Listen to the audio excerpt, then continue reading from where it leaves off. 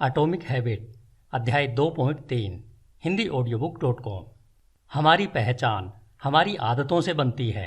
हमारे पूर्व निर्धारित विश्वास हमारे साथ जन्म नहीं लेते हैं। हमारे अपने व दूसरों के बारे में बिलीव्स यानी विश्वास हम अपने एक्सपीरियंस व कंडीशनिंग के माध्यम से सीखते हैं। अगर ज़्यादा सटीक रूप से कहें, हमारी आदतें ही हमारी पहचान बताती है कि हम क्या हैं। जैसे हम हर दिन अपना बिस्तर बनाते हैं तो हमारी पहचान एक ऑर्गेनाइज्ड व्यक्ति की बनती है। हम रोज़ाना लिखते हैं तो हमारी पहचान एक क्रिएटिव इंसान की बनती है। अगर हम रोज़ाना फिजिकल ट्रेनिंग करते हैं तो हमारी पहचान एक एथलेटिक व्यक्ति की होती है। हम किसी व्यवहार को जितना ज़्यादा दोहराते हैं, हम उस व्यवहार से जुड़ी पहचान को उतना ही सुदृढ़ करते हैं। आइडेंटिटी यानी पहचान शब्द मूल रूप से लैटिन भाषा के एसेंसिया शब्द से बना है। इसका मतलब है पहचान यानी जिसे दोहराया जा रहा है। हमारी अभी चाहे जो भी पहचान हो, वह इस बात का पक्का प्रूफ है कि हम उसी से संबंधित काम काफ़ी समय से लगातार करते आ रहे हैं।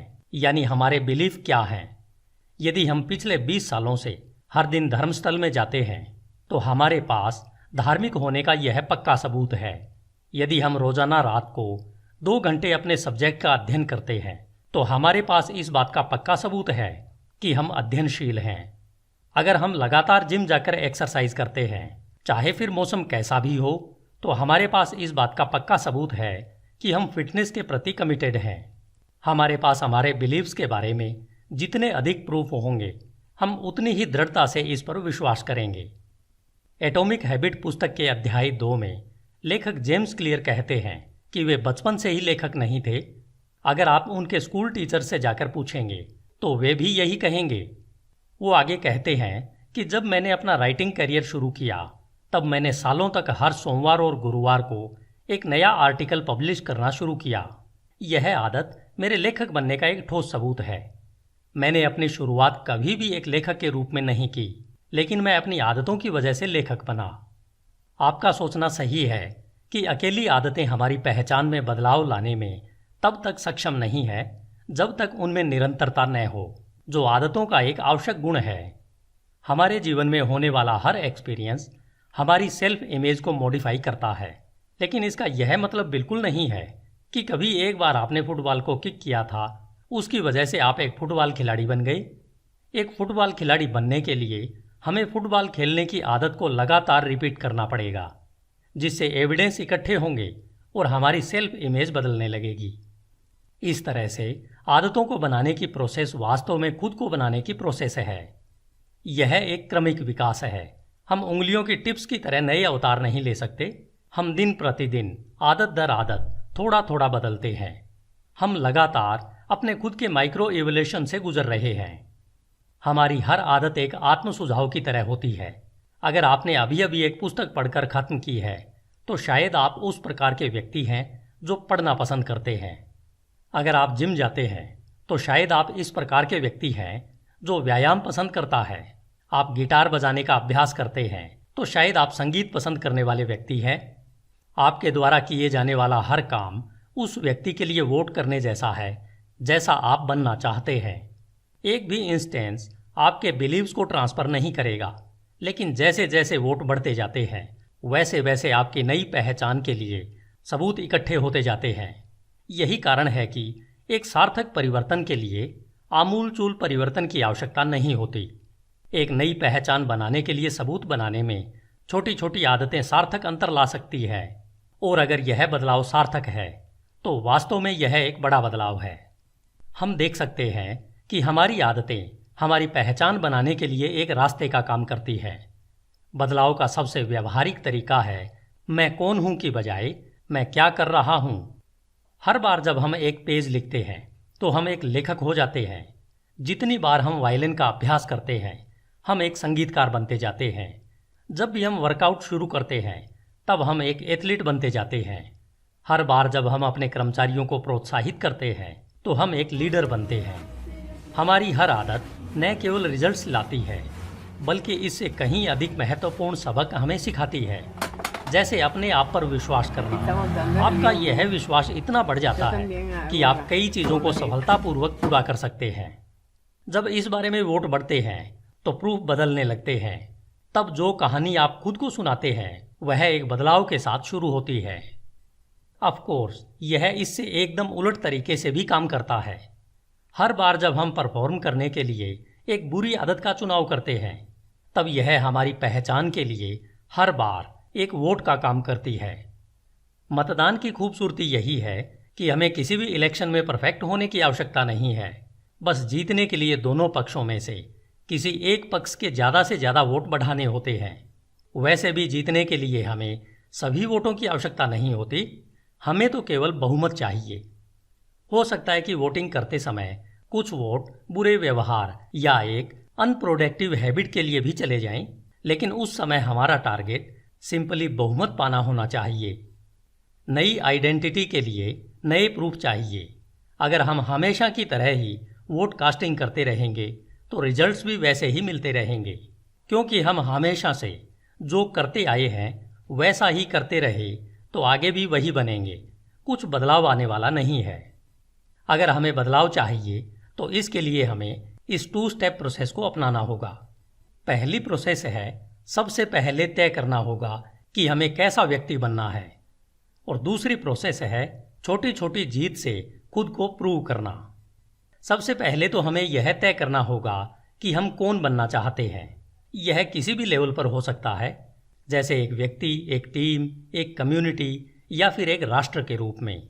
इसके लिए हम क्या कर सकते हैं, हमारे प्रिंसिपल्स और वैल्यूज़ क्या है, यह बनने के लिए हमारी विल पावर कैसी है, ये बड़े प्रश्न है।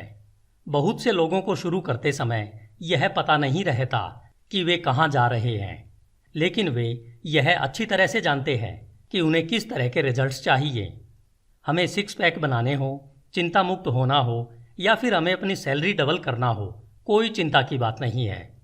आप वहाँ से शुरू करें जहाँ से आपको वैसे रिजल्ट्स मिलने शुरू हों जैसे आपको चाहिए।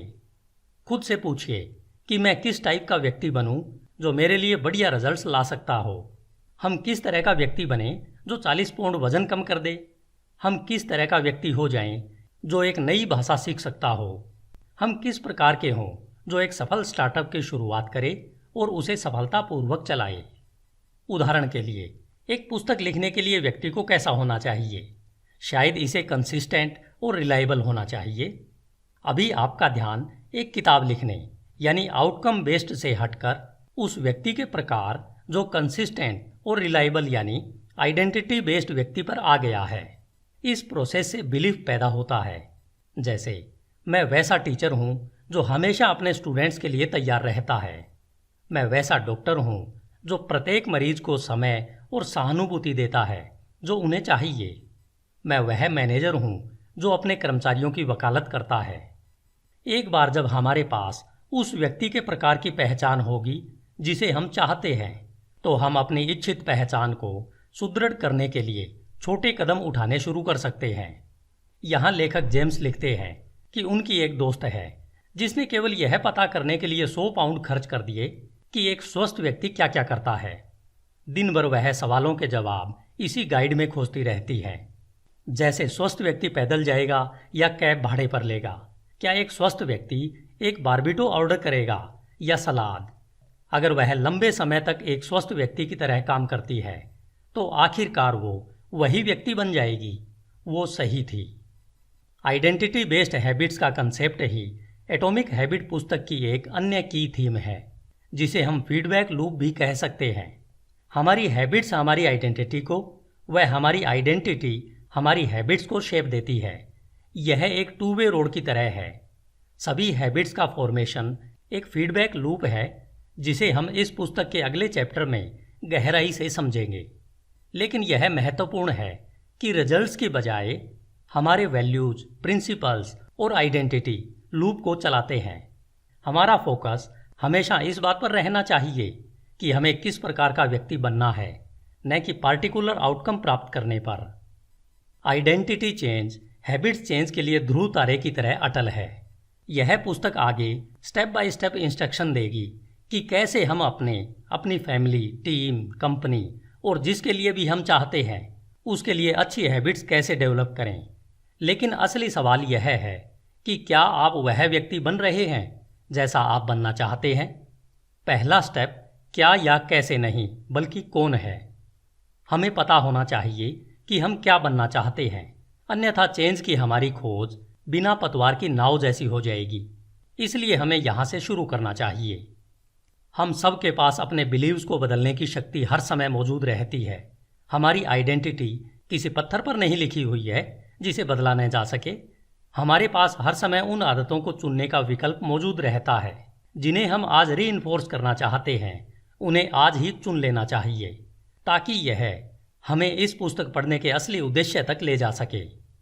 अच्छी आदतें बनाने का मतलब यह बिल्कुल नहीं है कि यह हमारे दिन को बेहतर बनाने के लिए कोई लाइफ हैक्स की तरह काम करेगी। यह ठंड में दांत बजाने, हर सुबह स्नान करने या रोजाना हर दिन एक ही पोशाक पहनने से भी संबंधित नहीं है।